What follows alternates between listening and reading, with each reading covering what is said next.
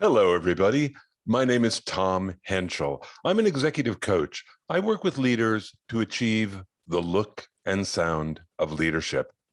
I've been working with people at DaVita to help them succeed with their time in front of the video cameras when they go to shoot something. I'm really impressed with DaVita's commitment to learning and development. They've asked me to help you all so that the physician's leadership meeting can be the best it can be.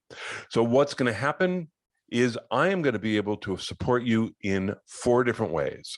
Number 1, this videotape. I'll tell you more about that in a second. Number 2, we're going to have 2 live sessions, group sessions.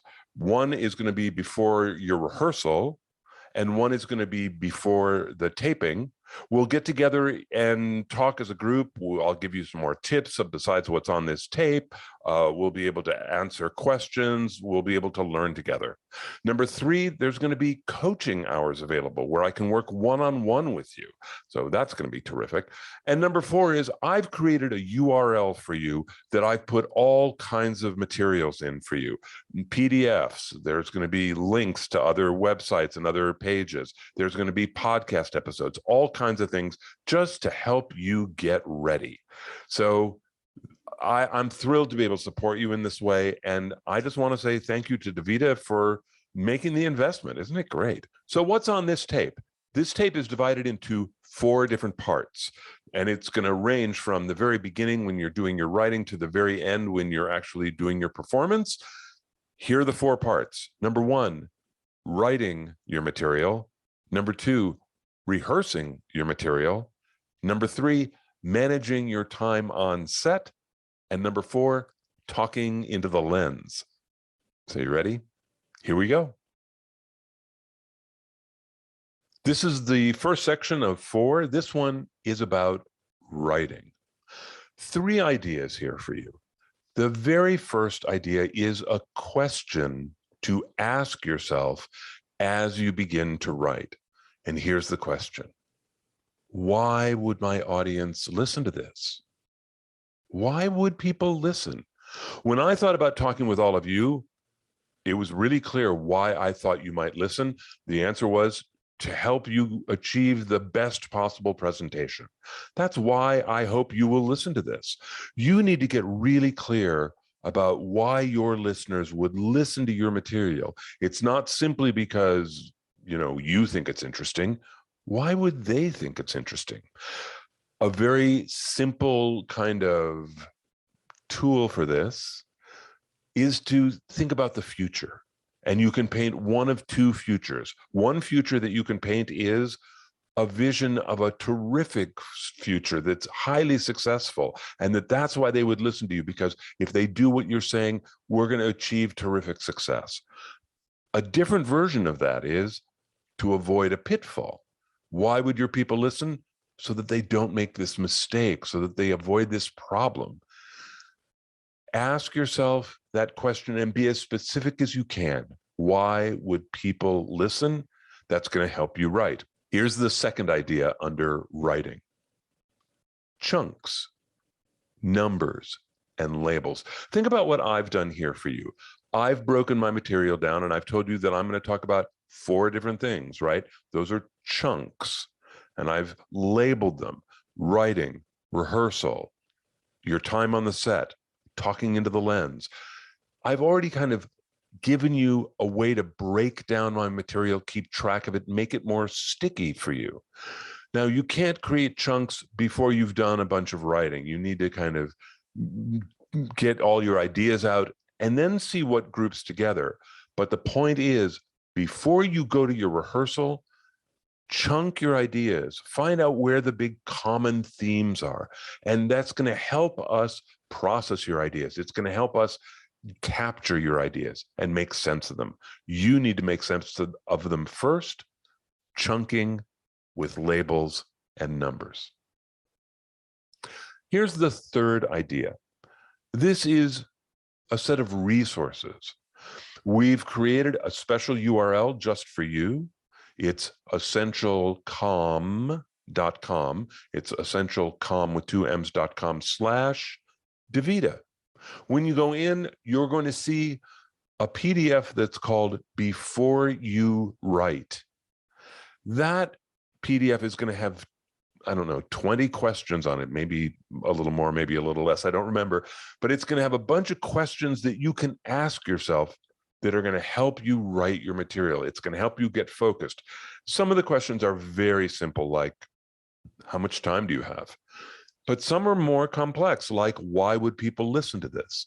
If you can go through and answer those questions and get specific, it's going to just help you write what you have to write. That's the first section, writing. So here's number 2, rehearsal. I've got 2 ideas for you here, one of which I think will sound pretty reasonable, and one of which might sound radical. I don't know. You tell me. So here's this first idea. Rehearsal only counts if it's out loud. Let me ask if this has ever happened to you before. Has it ever happened that you have thought ahead of time about a set of ideas for maybe a difficult conversation, maybe a presentation you were going to make, maybe a conversation with your boss, where you've really thought it out well, and then you get there and you start to speak, and you can tell while you're doing it, like, this is not what I had planned. And afterwards, you're like, what the heck? What happened? Like, I had it all planned out in my head. It didn't come out of my mouth anywhere near what I wanted. What happens in those moments is that the 2 centers of your brain didn't work together. One center of the brain is the part that actually formulates your ideas, all the things, the part of your brain that gets activated when you are thinking. But then there's another part of your brain, which is the language center of your brain, which didn't get activated at all because you were, only writing your PowerPoint or thinking your ideas. In order to really make rehearsal effective, you have to stimulate and activate the language center of your brain. And you only do that when you speak out loud. And again, you probably know this, which is when you speak out loud, even if you're not saying the same words over idea, but expressing the same ideas out loud, you begin to kind of create neural pathways that make it easier to find the next time and the next time and the time after that. It's not about repetition. It's about talking out loud and building familiarity. So that's the first part of rehearsal. Rehearse out loud. Here's the second idea, and I'm curious how this is going to sound to you. Do not rehearse to repeat. Don't rehearse to repeat what you said last time. On the simplest level, you're not writing Shakespeare. No one's following along to see if you say the right words. And none of the words that you're going to write are that precious that you have to say exactly that. There's lots of ways to express your ideas. Let me give you an example of this. Do you have in your life a story that you've told lots of different times in lots of different settings, and that depending on kind of who's there, you might tell the story so that it's funny one time, or you might tell the story so that it's self-deprecating one time? The reason you can do that is because all the other times you've told the story are the rehearsals for this time when you tell the story. But you don't have to tell the story the exact same way. It's not the repetition of the words that's important. It's the ability to convey the ideas from your head to my head. One of the analogies that I have around this is skiing in your own tracks. Think about getting to the top of the hill, and it's your 3rd run of the day, and you think, oh, I have to ski exactly where I skied the last time. It creates a kind of tension, right? Memorization creates the same kind of tension of like, oh, I have to say the right words. It's not helpful. It's really not. It creates a tension that is going to be distracting for you. Now, look, if you can do it easily and you can speak in a way that actually is going to sound pretty natural, well, then great, good for you. Go ahead, do it if you can. But for most people, it creates a tension that is not helpful. It does not help get your ideas from your head to our head. So that's the second idea about rehearsal. I will be interested whether this resonates with you, and also even if when you go to the set, whether the director and the people on the set think that this is a good idea, that you don't have to say the exact same thing the exact same way that you said it last time. Well, that's what I'm suggesting. That's rehearsal. Okay. This is number 3, managing your time on set. Let me tell you why I even thought this might be important for you. I spent over 20 years as a television actor. And one of the things that I observed was, like, when my family members would come to visit me on the set, that they would kind of be watching things that I thought were not important. It was a little bit like being dropped down in a foreign country, put on a tour bus with no guide, and kind of looking at things that aren't really important. Some of you who have never been on a video stage before, there's lots there that's interesting, distracting, but it's not there to help you. So this little section that I'm going to talk about, this third section about managing your time on set, is to help you be ready when your director looks at you and says, go. Here's the biggest idea of this section. You only have one job that day.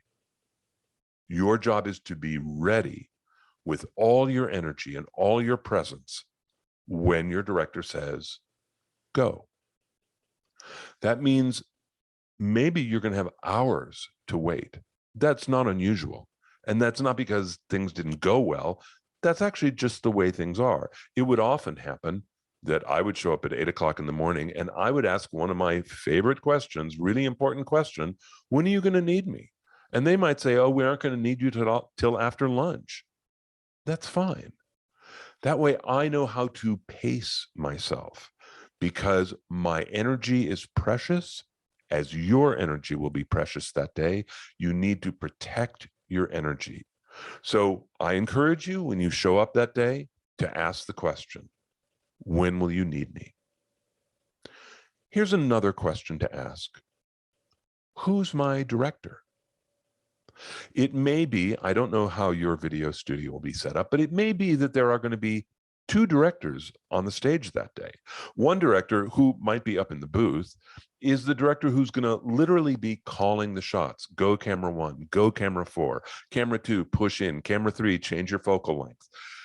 That director actually doesn't watch your performance. That director sees you as a talking head, like a mannequin. They aren't actually interested in how you are doing. Their job is to take care of the video production. They are a director, but they're not your director. Similarly, there are all kinds of people on the stage who actually don't have your performance as their focus. People who are operating the cameras, people who are managing the lights, even people with wardrobe or makeup or hair. Those are not actually people who are helping you achieve your peak performance. And it's important that you not let those people drain your energy. The person that you do need to connect with is your director, whoever that's going to be, the director who's going to talk to you, who's going to manage your performance. And it may be that there's more than one person who's going to talk to you that day. That's okay. Just get clear on who those people are. One last idea about managing your time on the set.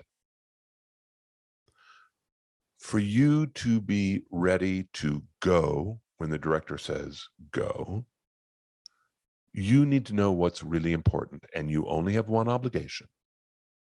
Look in the lens and talk to that person. Now, that's going to be number 4, right? Talking into the lens. But of course, your director will be on set. Whoever's talking to you will be on set. You're actually not trying to connect with that person on the set. You're trying to take in their feedback and stay connected into the lens.